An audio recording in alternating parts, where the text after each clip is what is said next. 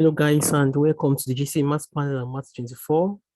In this lesson, we are looking at limits of functions. Limits of functions. Please make sure you subscribe to this channel and watch these videos to the end so that you have a complete grasp of the concepts which will be presented here. Stay tuned.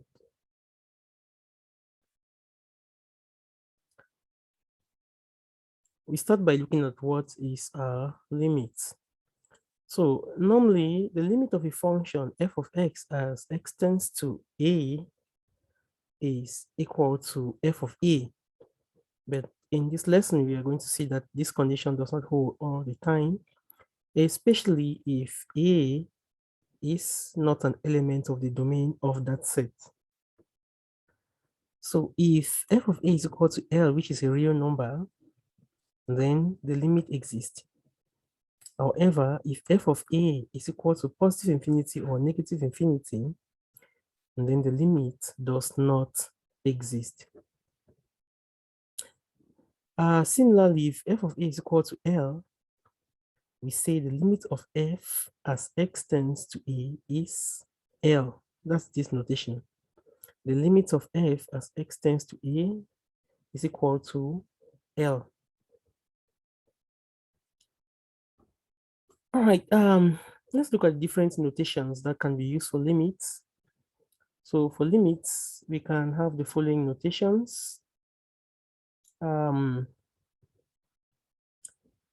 If f of x is equal to 3x minus 1, for example, we will have f of x as x tends to minus 2 using this function. As x tends to minus 2, be f of minus 2, right?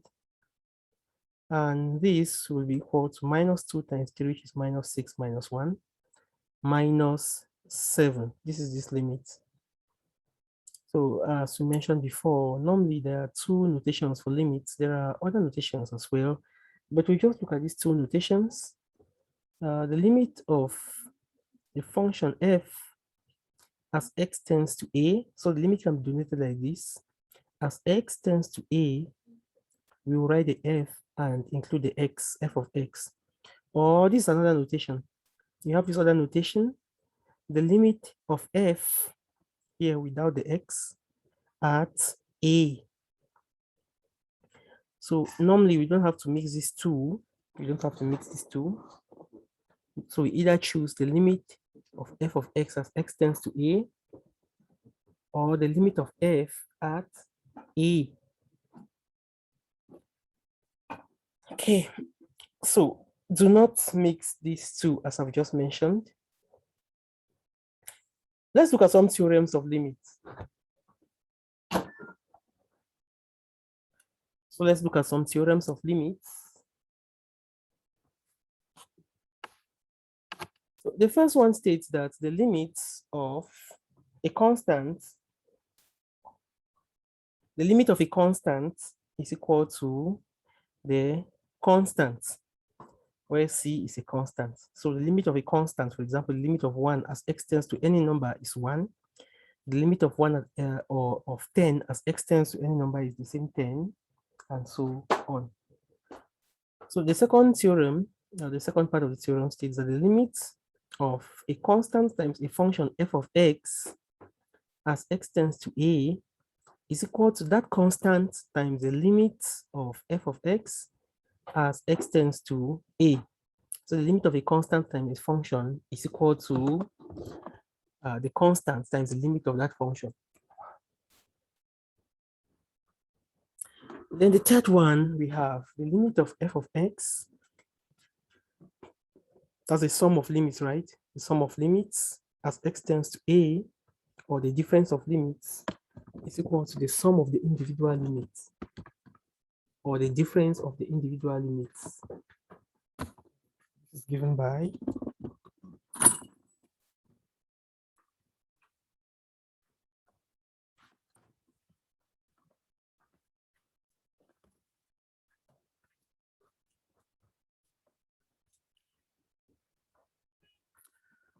fourthly,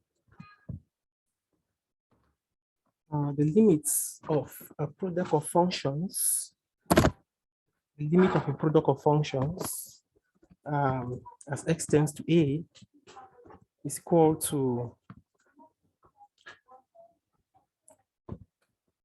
the product of the individual limits, as you see here shortly. We're going to look at some examples on this. We'll look at multiple examples on this. So this is how we denote it. All right, if you have your questions, you can ask at the end of the class, okay? You just take notes and then at the end you can ask. Then the limit of a quotient, or let me say of a fraction, or let me say f of x on g of x, is equal to the quotient of their individual limits, provided the denominator is not equal to 0. So provided the limit of the denominator is not equal to 0. Because if the limit of the denominator is equal to 0, then the function will be undefined, or the limit will be infinity, which will be undefined. So the limit of the denominator should not be equal to 0. So the sixth one, if a function is raised to the power n, then the limit of f of x as x tends to a of this function raised to the power n is just the same as the limit of this function as x tends to a, all of that raised to the power n, as you can see. So these are the theorems on limits, and you can see the summary below here. And we are going to see some examples. At times, we apply these limits without even noticing that we are following these theorems on limits. However, that is what we are doing. Okay. Let's take some examples. So let's look at these examples. For example, this is a sum, right? This is a sum. And we can equally consider this one as the limit of a function raised to a power. So this will be equal to the limit of x cubed plus the limit of 6x squared. But normally as x tends to 2, we can just substitute this in the function. This is a sum, right? So this will just be the same as f of 2, as we saw at the beginning of this lesson. So that will be equal to 2 to the power 3, which is 8, plus 6 into 2 squared. So 6 times 4, 24, plus 8, 32. Then the limit as x tends to 4 of root x equal to 2. We know that the square root of x, let me see, the square root of 4 in this case is positive or negative 2, but x equals negative 2 is not in the domain of definition of the square root of x. So if you consider the function f of x is equal to root x, from the domain, minus 2 is not in that domain. So x cannot be equal to negative 2. So normally for the square roots, we consider the positive. Then the limit of this one as x tends to 3 will be 3 plus 6, which is 9. And the square root of 9 is, all right, here. So here we have the square root of 9 is 3. The square root of 9 here is 3. Please take note of this correction. The square root of 9 is 3. Then the next one below, we have the limit as x tends to 2 of 1 plus x on that. So we just substitute. You have 1 plus 2, 3 on 4 plus 2, 6. So you have 3 on 6. This limit is equal to a half. A half. For number 5, the same thing. You just substitute 1 here. We're going to have 1/3. Number 6, the same. Number 7, the same. Number 8, the same. And all of them are just the same. I would like to focus on the last one. The limit of the absolute value of x as x tends to 0. Normally, the absolute value of 0 is 0. The square root of 0 gives us 0. Well, these are just introductory concepts. We are going to look at the main issues that are involved or concerned with these functions. Okay, let's forge ahead.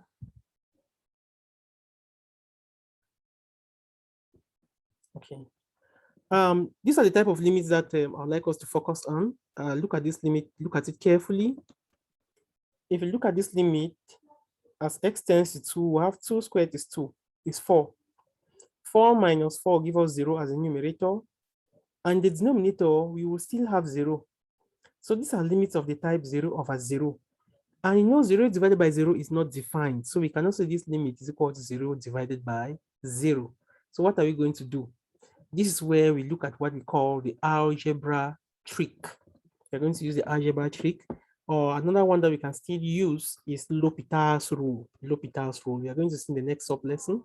L'Hopital's rule is used when you have infinity over infinity or 0 over 0 and so on. So a very wrong approach. Let us look at the wrong approach of solving this question. So a student who did not attend class or does not have idea about this will approach this problem as follows. The student will just substitute 2 here, and the answer will be 0 over 0. And the student may say is equal to 0, which is not true. Normally, that is undefined. Other students will give the answer to be 0. Others will say it's infinity. They are all wrong. So whenever you have the case where we arrive at the point where we have 0 over 0, then we have to apply the algebra trick. The algebra trick, or we can apply L'Hopital's rule. Let us apply the algebra trick. So for limits that result in 0 over 0, we apply the algebra trick or L'Hopital's rule. So this is going to be the correct approach for this question. So we'll have the limits. If you look at this, you have to factorize the numerator and denominator. Numerator will be the same as we'll have x into x minus 2, right? The numerator into x minus 2. And the denominator is a difference of 2 squares. So that will be equal to x minus 2 into x plus 2. At this point now, x minus 2 can cancel out because it's common. And we will be left with the limits of x over x plus 2 as x tends to 2. We can now substitute 2 here, and we will have 2 over 2 plus 2, which is equal to a half. So this is the correct approach for targeting this particular problem. There are more examples on this. Let's take the second example. So if you use L'Hopital's rule here, L'Hopital's rule is differentiating the numerator and differentiating the denominator, and then taking the limits at those values. This is another one. If you look at this other one, the denominator is also a difference of 2 squares. So we can write the denominator as root x minus root 2 into root x plus root 2. And this will be equal to, as you can see, we can cancel out. We will now be left with 1 over root x plus root 2. And that will be equal to 1 over root 2 plus root 2, which is 1 on 2 root 2. And we can write it in other forms, and that will still be okay. Now, these ones two are the same thing. We apply the same principle here. This will be equal to the limit of root x minus 3. All right. All this okay here. We have over 3. The root is not here. So root x over 3.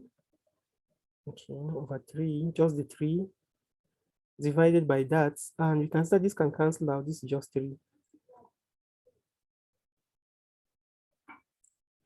So when we now cancel out, this is what we are going to have. And this is because the limit of 1 over root x plus 3 as x tends to 9, that will give us 1 on 3 plus 3, which is 1 on 6. For this other one below, we just look for the LCM of the denominator. That will be equal to 2 minus x over 2x, right? So this is just for the numerator. Now, the denominator can be written as 1 over x minus 2. So at this point, you can see that if you factor out one of these, you can cancel out. So I'm going to write it this way. Can you see what we have here now? So for this second bracket, I've multiplied everything by -1, both numerator and denominator. That's why we have it like this. So 2 minus x and 2 minus x can now cancel out. Our final limit will be equal to the limit of -1 on 2x as x tends to 2. And that will give us minus a quarter. That gives us minus a quarter.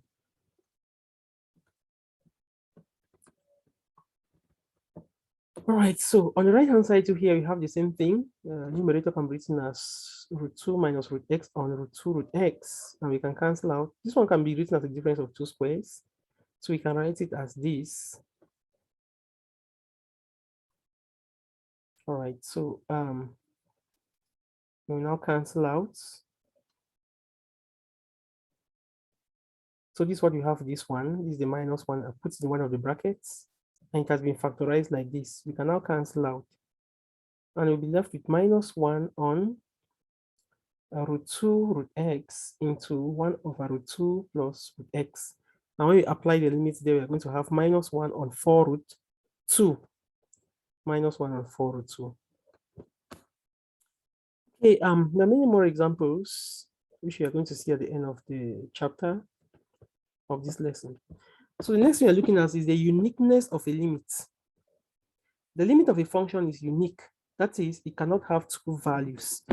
Like the example I gave before. Let's consider the limit as x tends to a of a function f of x, which is equal to L. L cannot have two values.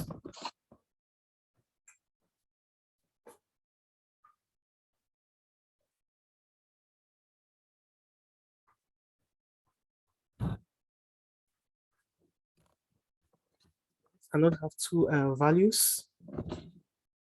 That's what you mean by uniqueness of a limit.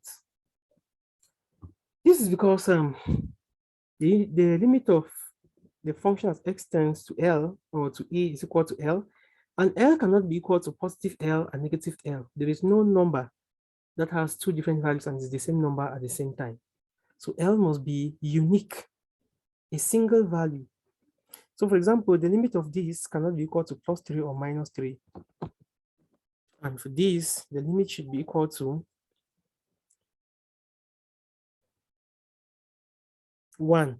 So you cannot take 2. For this reason, the limit of this particular function is going to be equal to plus 3 and not minus 3. Now I want to look at existence, whether the limit exists or not. The limit of a function does not exist as x tends to a if, so the limit does not exist if this condition occurs. If f of the least limit is equal to plus or minus L, so this is the first thing. So if the limit has two values, then the limit does not exist because the limit must be unique. The second thing is that the limit should not be equal to infinity. If the limit is equal to infinity, then the limit does not exist because infinity is not a number. So if the limit is equal to infinity, then the limit does not exist. If the limit has two values, then the limit does not exist as well. Normally, they always talk only about infinity, but this is another condition. The limit cannot be 2 and minus 2 at the same time. So no limit exists. Therefore, L must be unique and it should not be infinite. It must be finite. If you have questions, you ask at the end of the class, please. Okay, the last thing we'll look at in this particular lesson is a very important remark on trigonometric functions. You have to focus here because the pool of ordinary GCE board, they like to use these ones so much. Let's take very important notes on the following simplifications. As theta tends to 0, sine theta is approximately equal to theta. Always keep this in your mind as far as limits are concerned. And in this case, the limit as theta tends to 0 of sine theta is equal to 0. If you calculate, you know when you punch sine 0, it gives you 0, right? And secondly, the limit of sine theta on theta is equal to 1 as theta tends to 0. From this point, you know that sine theta is approximately equal to theta as theta tends to 0. Therefore, if we divide both sides by theta, we are going to have 1. If they write this thing as theta on sine theta, the answer will still be 1, okay? Yeah, so the limit of sine theta on theta as theta tends to 0 is equal to 1. Because you know that as theta tends to 0, this value and this one are approximately the same, having the same values. Similarly, as theta tends to 0, cos theta tends to 1 minus a half theta squared. This is for cos theta. And the limit as cos theta tends to 0, or the limit of cos theta as theta tends to 0 is equal to 1. We know that cos 0 is equal to 1. The second condition here that we need to recall is that as theta tends to 0, 1 minus cos theta on theta squared is equal to what? It's also equal to 1. So 1 minus cos theta, all that on theta squared is equal to that. Okay, let's take some examples on this. Now, this limit is equal to 1, right? You can see this angle, this our theta here, just the same like sine theta on theta, where our theta here is equal to x squared. So x squared on x squared, the limit as x tends to 0 is equal to 1. Why? Because the angle, these angles are the same. This is the x squared, this is x squared. This second one, we have to simplify by writing sine 2 alpha as 2 sine alpha cos alpha. Then we simplify. So this will be the limit of 2 sine alpha cos alpha. All that on sine alpha, we can now cancel out, right? Cancel out will be left with the limit as alpha tends to 0 of 2 cos alpha. And cos alpha is equal to 1, right? Times 2. That gives us 2. Because as alpha tends to 0, cos alpha tends to 1. Now times 2 gives us 2. Now this one is a nice one. Look here, we have sine 3x. Denominator is instead 2x. But we know that if the numerator and denominator have the same x values, then so you have sine 3x on 3x, the limit will be 1 as x tends to 0. But at this point now, we have 3x and 2x. What do? We are going to do some adjustments. So multiply the numerator and denominator by the value that is found after the sign. So times 3x divided by 3x. We have not changed anything in this, okay? So now we can rewrite it, adjust it and write it like this: the limit of sine 3x on 3x times, so I'm bringing this 3x now this way, sine 3x on 3x times 3x now on 2x. So this is the adjustment. And I now know that this limit is going to give me 1 for this one, and this other one is going to, when we divide, it's going to give us 3 on 2. So this limit is equal to 3 on 2. Take note of this example. What about tan theta on theta? Now tan theta behaves like sine theta, okay? But you can still simplify and write it like this. Tan theta is the same as sine theta on theta times 1 on cos theta. This is sine theta on cos theta, which is tan theta on theta. Can you see? Now sine theta on theta is 1. And then as theta tends to 0, cos 0 is equal to 1. So the limit of this is going to be equal to 1. The limit here is 1. These notes are online. Just go to GCE Math panel and don't forget to subscribe to this. After this, the notes will be online. Now we have tan 4 alpha on sine 2 alpha. I like this example. So the limit here, because the limit of, you have to break down this tan 4 alpha to tan 2 alpha plus 2 alpha, right? And this is going to give us tan 2 alpha, it will give us 2 tan 2 alpha all on 1 minus tan squared 2 alpha. So now times 1 over this sine 2 alpha. So at this point now, we can now simplify this as follows. Yes, this tan 2 alpha here, this tan 2 alpha is the same as sine 2 alpha and cos 2 alpha, right? Such that this sine 2 alpha can now cancel out this 2 alpha here. As you can see, finally, we are now left with the limit of 2 over 1 minus tan squared 2 alpha on cos 2 alpha. And as alpha tends to 0, tan alpha tends to 0 and cos alpha tends to 1. So the limit of this is 2 times 1, which is 2. So trick, as theta tends to 0, sine 2 theta is approximately equal to 2 theta, and tan 4 theta is approximately equal to 4 theta. And these are the ideas that will be used here. If there's a concept you don't understand here, please look at the video, watch this video again. Okay. So this is what we have done here. This is another short trick, okay? A short trick that we can use here is this one.